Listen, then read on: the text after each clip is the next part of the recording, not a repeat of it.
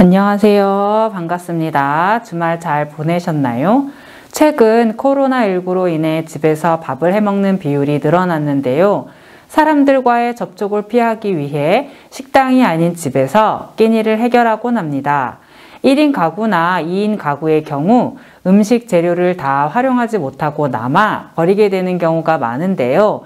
실제로 음식물 쓰레기는 현재 생활 쓰레기 전체 발생량의 29%를 차지하고 있으며 음식물 쓰레기의 60%는 가정 및 소형 음식점에서 발생한다고 합니다.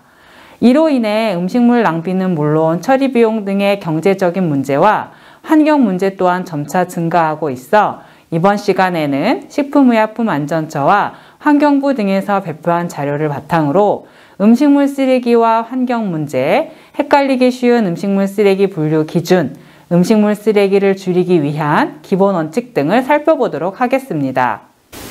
버려지는 음식물 쓰레기는 에너지 낭비 및 온실가스 배출의 원인이 되며 악취 및 수질 오염을 유발합니다.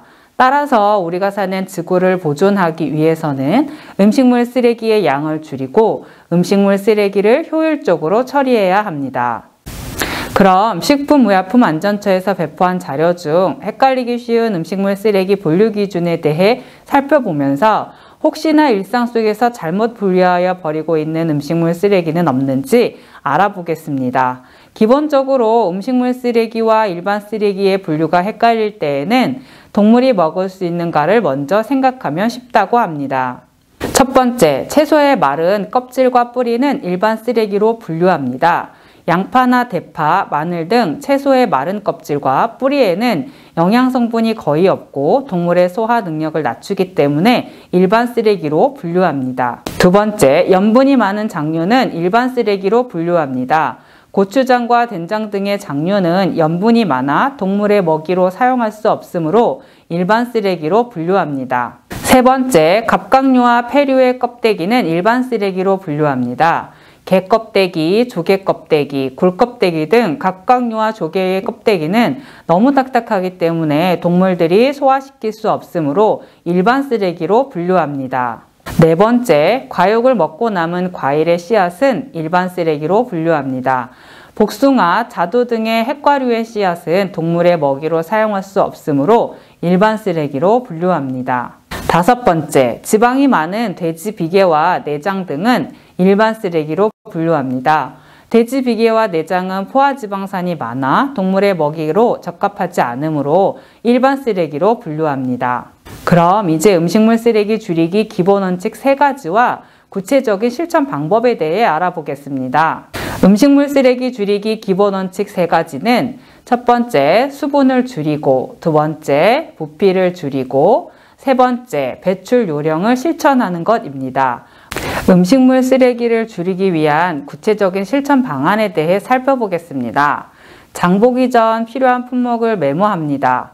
장을 보러 가기 전에 냉장고에 보관되어 있는 식재료를 확인하고 필요한 품목을 메모합니다.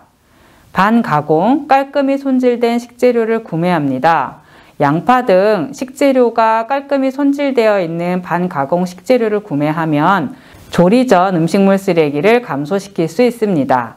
장을 본 후에 바로 손질을 합니다. 식재료가 상하는 것을 막기 위해 구매 후 바로 손질하여 냉장 혹은 냉동 보관시킵니다. 가족 식사량에 맞게 요리를 합니다. 가족의 평소 식사량에 맞게 요리하여 음식물 쓰레기의 발생을 방지합니다. 냉장고 속 짜투리 식재료를 활용합니다. 사용하고 남은 식재료를 한 곳에 모아두었다가 볶음밥과 같은 요리에 활용합니다. 물기 제거 후 배출합니다. 채반을 이용하여 물기를 제거 후 배출하면 냄새도 줄이고 음식물 쓰레기의 양도 줄일 수 있습니다. 냉장고를 정기적으로 정리합니다. 냉장고를 정기적으로 정리하면서 남아있는 식재료의 유통기한을 확인합니다.